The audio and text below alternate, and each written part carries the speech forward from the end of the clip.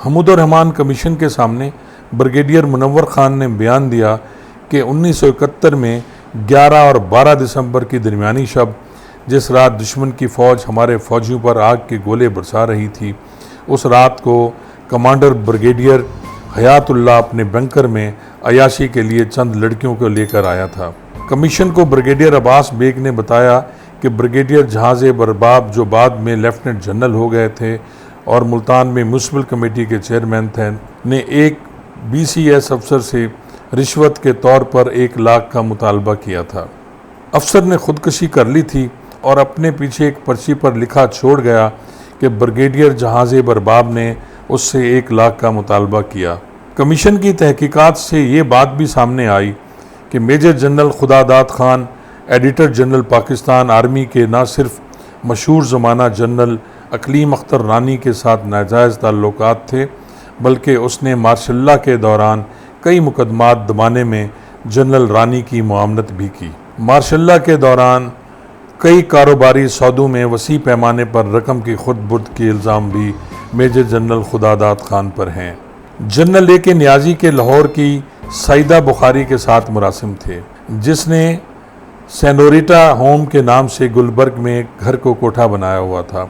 यही सईदा बुखारी इस वक्त लाहौर में जनरल ऑफिसर कमांडेंट और बाद में कोर कमांडर टाइगर नियाज़ी के टाउट थी और गैर कानूनी कामों और रिश्वतस्तानी में इसकी मदद करती थी। सियालकोट की बदनाम ज़माना शमीम फिरदौस भी नियाज़ी के लिए इस खिदमत पर मामूर थी। फील्ड इंटेलिजेंस की 604 यूनिट से मेजर सज्जादुल हक ने कमीशन को बताया कि ढाका के घर में जर्नैलों के अयाशी के लिए बारहा नाचने गाने वालियाँ लाई जाती थीं। टाइगर नियाज़ी अपने 3 सितारों और कोर के झंडे वाली स्टाफ कार पर भी नाचने वालों के दर के तवाफ़ करता था। लेफ्टिनेंट कर्नल अजीज़ अहमद खान ने कमीशन को बताया, फ़ौजियों का कहना था कि जब कमांडर खुद बलात्कारी हो तो फ़ौजियों को कैसे जबरी जना से रोक सकता है। इंतहाई बेशर्मी और ढिठाई से ख़वातीन से ज़्यादती जैसे घिनौने जुर्म का दिफा करते हुए नियाज़ी ने कहा था कि ये कैसे मुमकिन है कि आप किसी जवान से तो तवक्को करें कि वो जिए और लड़े मशरक़ी पाकिस्तान में और जिनसी भूख मिटाने के लिए जेहलम जाए। याया खान शराब और औरतों का रसिया था। उसके जिन औरतों से ताल्लुकात थे उनमें IG बलूचिस्तान की बेगम शमीम N हुसैन, बेगम जूनागढ़, मैडम नूरजहाँ, अकलीम अख्तर रानी, कराची के ताजर मंसूर हीर जी की बीवी, एक जूनियर पुलिस अफसर की बीवी नाजली बेगम, मेजर जनरल रिटायर्ड लतीफ़ खान की साबका बीवी, कराची के एक रखेल ज़ैनब और उसकी हम नाम सर खिज़र हयात टवाना की साबका बेगम अनवरा बेगम, ढाका से एक इंडस्ट्री की मालकन लिली खान और लैला मुजम्मल, और अदाकाराओं में शबनम, शुगफ्ता, नगमा, तराना और बेशुमार दूसरों के नाम शामिल हैं। इनके अलावा लातादाद आर्मी के अफसर और जनरल अपनी बेगमात और दीगर रिश्तेदार ख़वातीन के हमरा ऐवान सदर सुधारते थे और वापसी पर ख़वातीन उनके हमरा नहीं होती थीं।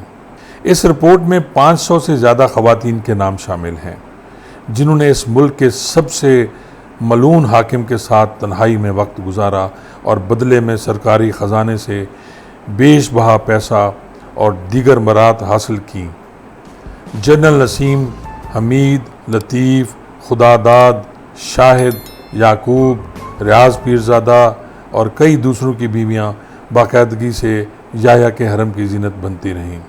यहाँ तक कि जब ढाका में हालात अबतर थे, याया खान लाहौर का दौरा करने आते और गवर्नर हाउस में क़याम करते थे, जहाँ उनके क़याम के दौरान दिन में कम अज़ कम 3 बार मलका तरन्नुम, हुस्न व इश्क नूरजहाँ मुख्तलिफ़ किस्म के लिबास, बनाओ सिगार और हेयर स्टाइल के साथ उनसे मुलाकात करने तशरीफ़ ले जाती थीं। इस रात को नूरजहाँ की हाज़िरी यकीनी होती थी।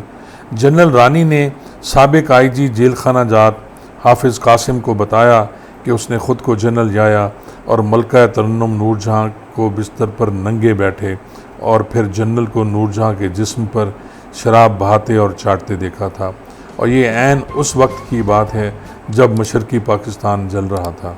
बेगम शमीम N हुसैन रात गया जनरल याया को मिलने आती और सुबह वापस चली जाती।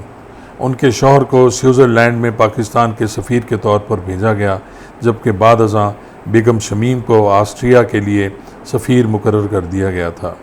बेगम शमीम के वालिद जस्टिस रिटायर्ड अमीन अहमद को डायरेक्टर नेशनल शिपिंग कॉरपोरेशन मुकर्रर किया गया था, इस वक्त जबकि वो उम्र में 70 बरस के थे। और उस ज़माने में नूरजहां एक मौसीकी के मेले में शिरकत करने के लिए टोक्यो गई थी, तो उनके हमरा उनके ख़ानदान के बहुत से अफराद सरकारी ख़र्चा पर जापान गए थे। याया खां की एक रखेल नाजली बेगम को जब PICIC बैंक के MD ने कर्जा नहीं दिया तो उसको ओहदे से ज़बरदस्ती बर्खास्त कर दिया गया था। स्टैंडर्ड बैंक के फ़ंड से रावलपिंडी के हार्ले स्ट्रीट पर याया खां ने एक घर बनाया, जिसकी ताज़ीन व आराइश भी बैंक के पैसे से की गई।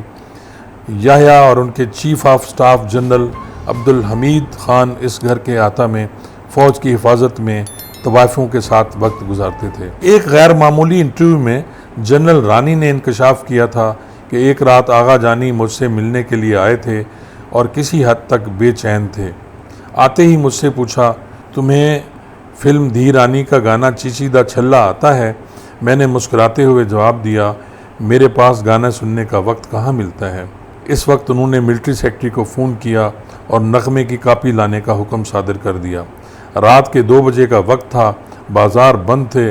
मिलिट्री सेक्रेटरी को 1 घंटे के अंदर अंदर एक ऑडियो एल्बम की दुकान खुलवाकर गाने की कॉपी हाजिर करना पड़ी, जिसके बाद आगा जानी खुशी खुशी नगमा सुन रहे थे और उसकी इतला नूरजहां को कर दी गई थी। याया खां के दौरे हुकूमत में अदाकारा तराना के बारे में एक लतीफ़ा ज़बान ज़द आम था कि एक शाम एक औरत सदारती महल में पहुंची और यह कहकर अंदर दाखिल होने का मुतालबा किया कि मैं अदाकारा तराना हूँ। सिक्योरिटी गार्ड ने जवाब दिया कि तुम क्या हो, हमें परवाह नहीं है, हर किसी को अंदर जाने के लिए पास की ज़रूरत होती है। खातून मुसर रहीं और ADC से बात करने का मुतालबा किया, जिसने अदाकारा को अंदर आने की इजाज़त दे दी। अदाकारा जब 2 घंटे बाद वापस लौटी तो गार्ड ने अदाकारा को सलूट किया। अदाकारा ने रवैये की तब्दीली की वजह पूछी तो गार्ड ने जवाब दिया, पहले आप सिर्फ तराना थी और अब आप कौमी तराना बन गई हैं। जनरल आगा मोहम्मद याया खां ने 61 बरस तक अपनी मुतमईन और खुशहाल ज़िंदगी बसर की। वो अपने रावलपिंडी हार्ले स्ट्रीट पर मौजूद उसी घर में क़याम पजीर रहे जो कि स्टैंडर्ड बैंक के फ़ंड से तामीर किया गया था, और उनको बतौर साबिक सदर और आर्मी चीफ के पेंशन और दीगर मराहत हासिल रहीं। और 10 अगस्त 1980 को जब वो वफ़ात पा गए तो उनको मुकम्मल फ़ौजी एजाज़ के साथ दफन किया गया।